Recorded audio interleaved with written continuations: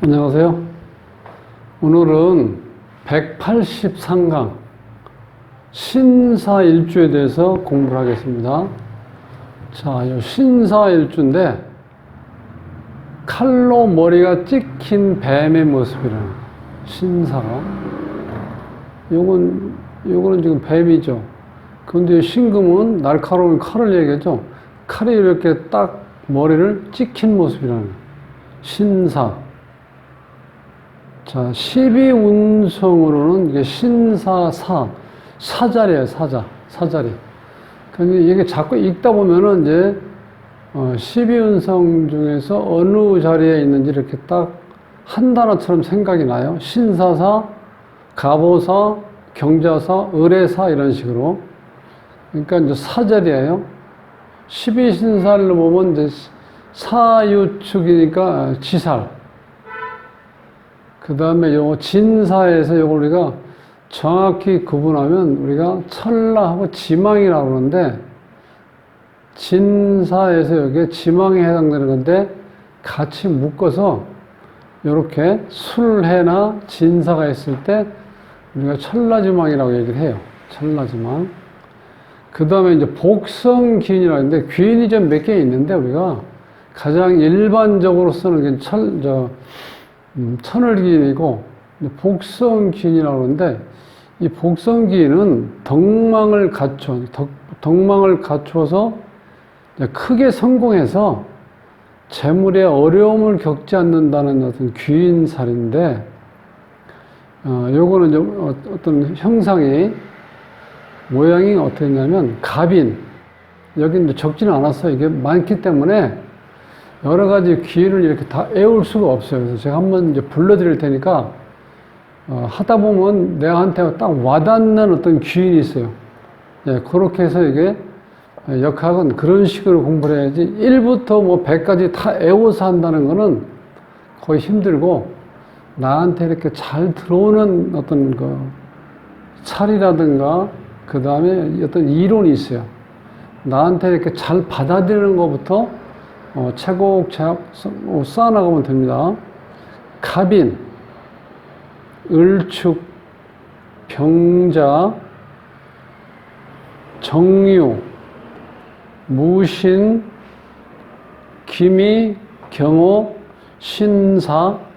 신사도 여기 이제 포함되는 거죠. 신사, 임진, 계묘.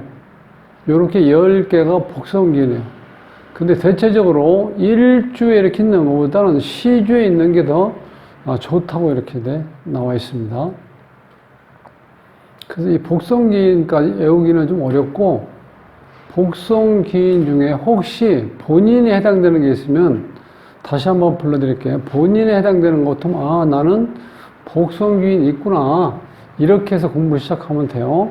갑인, 을축, 병자, 정유, 무신, 기미, 경호, 신사, 임진, 계묘, 이렇게요. 그 다음에 이제 공망은 신사가 여기에 18번에 18번. 그러니까 21번, 22번이 공망이니까 신유가 공망이에요, 신유. 그 다음에 신사일주에서 지장간, 정인, 겁재, 정관 중에서 지장간이 추구하는 속마음은, 이 정인은 거의 속마음이 없다고 보고, 겁재하고 정관이 이제 강하게 나타난다, 이렇게 기억하시면 돼요.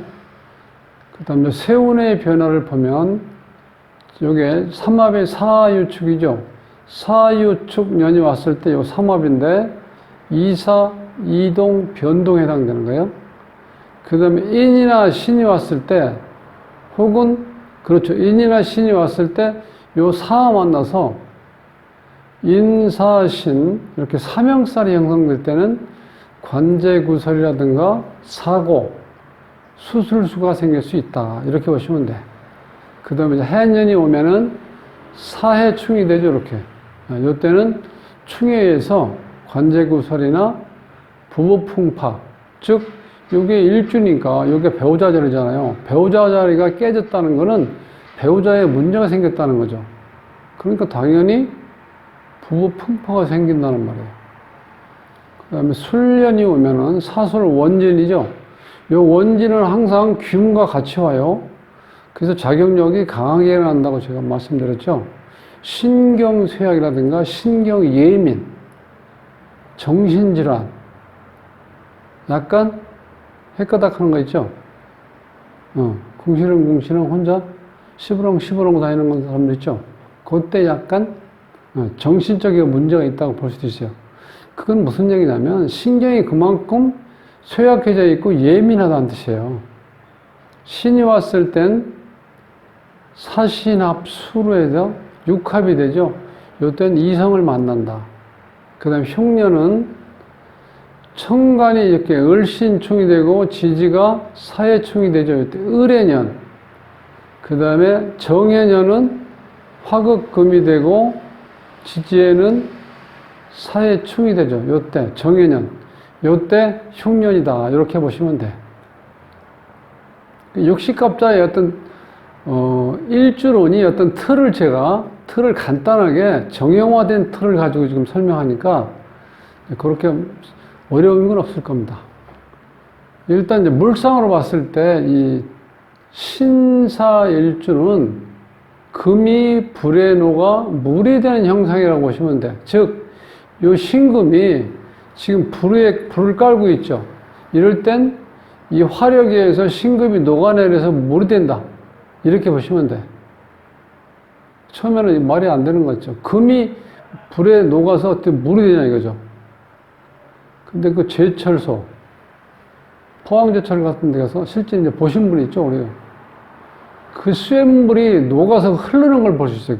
그게 어떻게 거의 물처럼 흘러요, 녹아가지고. 그런 현상을 좀 하시면 이해가 가실 겁니다. 자, 요 형상이 병자, 정해, 신사는 수와 화가 서로 대조가 되죠. 서로가 서로에게 가치를 부여한다고 그랬죠, 이럴 때는.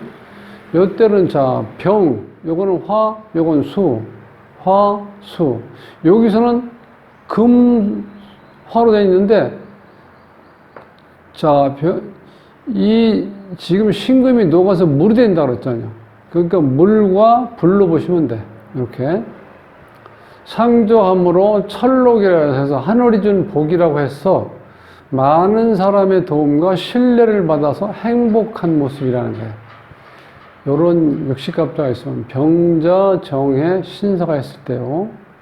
그 다음에서 백사는 이게 좀 흰 금이죠. 흰 금. 요건 뱀이죠. 그래서 흰백. 백사라고 해요. 백사요. 신사를. 백사는 영물로. 영험한 어떤 물건이야. 영험한 물건으로 사물을 보는 눈이 냉철하고 높은 이상을 품지만 이 머리가 찍힌 뱀의 형상이라는 거예요. 이 뱀이 날카로운 칼에 찍혀 있는 모습이죠. 머리가 찍힌 뱀의 형상이라 권력을 행사하지 않으면 내가 관제를 당한다는 거예요, 항상. 그러니까 생사권을 쥐고 있는 군경 검찰인데 사주에 괴강이라든가 백호살이 있는데 그걸 내가 행사를 하지 않으면 오히려 내가 반대로 화를 당한다. 그 말이에요. 관제를 당할 수 있다. 신사일주에서 나온 거예요. 사주의 유형을 보면은, 자, 임술, 경술, 신사, 정유시에 태어난 사주인데, 남자 사주인데요. 자, 요런 거 보면은, 이게 일간이고, 요게 지금 사죠, 사. 요런 경우는, 이 살모사 사주라 해요, 살모사. 애미를 잡아먹는 사주. 즉, 일간을 이거 어떻게 돼? 이 뱀이. 화극금이 돼서 이 금을 녹게 만들죠? 요런 것을 우리가 살모사 사주라는데, 이 신사일주의 어떤 형상이 요렇게 된다 그랬죠? 영향력이. 요런 모습을 일으키는 건데, 이 신금의 조건은요, 이 보석이기 때문에 보석은 자기 관리를 철저히 하는 거예요. 왜? 보석이기 때문에 관리를 하면 보석답게 보이질 않죠. 즉, 본인이 남들한테 무시당할까봐 이 신금일간은요, 상당히 관리를 잘해요. 자, 이 관리를 잘하려면은 내 어떤 조건을 갖춰야 되겠죠. 이 신금이 늦가을에 태어났으니까 약간 불이 지금 모자라요. 차가운 느낌이 들죠. 그래서 정화가 있고 사화가 있으니까 불은 어느 정도 해결됐는데, 자, 이럴 때는 깨끗하게 씻어주는 임소가 있고 나라의 조명을 비춰줄 수 있는 여기 지지에 이제 병화, 지장간에 깔려있는 병화가 딱 떠 있으면 좋은데, 병화가 딱 떠 있을 때 나를 비춰줘서 나를 어떤 보석으로서의 가치로 비춰준다는 의미거든요. 조건은 갖췄는데, 자, 이렇게 산만하게 흩어지고 지장간에 들어가 있죠. 이런 경우는 좀 나를 비춰주는 나의 가치를 완전히 이렇게 실현시켜 줄 수 있는 게 조금 조건이 미흡하다, 이렇게 보시면 돼. 여기서는. 자, 여기 지금 원진이 걸려 있죠. 둘 다 사솔원진, 사솔원진. 그리고 여기는 사유축 반합이 걸려 있고, 그래서 이 사주는 지금 금기운이 많은 거죠. 여기 하나, 둘, 셋, 넷. 그래서 이것도 우리가 늦가을로 해서 금기운, 지지에 지금 금이 서며 있죠. 신금, 신금. 그래서 이런 사주는 지금 금기운이 강한 사주고, 또 하나는 이 사주의 특징이 굉장히 예민한 거예요. 자, 현침살 때문에. 신금이 하나, 여기 둘, 셋, 네 개가 있잖아요. 그래서 보석다운 그런 날카로움, 예리함을 가지고 있는 사주. 이렇게 해서 오늘 신사, 이제 일주론에 대해서 이제 공부를 마치고, 7월 10일 날 공부할 일주를 이제 하나 이제 뽑아 보겠습니다.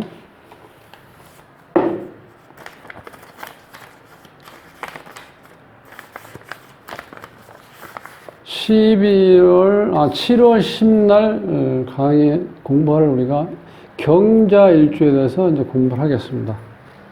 자, 오늘 또 이제 짧은 시간이라도 이렇게 신경 써갖고 내셔서 공부하시느라고 수고하셨습니다.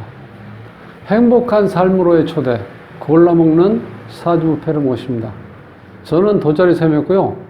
오늘 남은 시간도 행복하시고 건강하십시오. 다음 시간에 뵙겠습니다.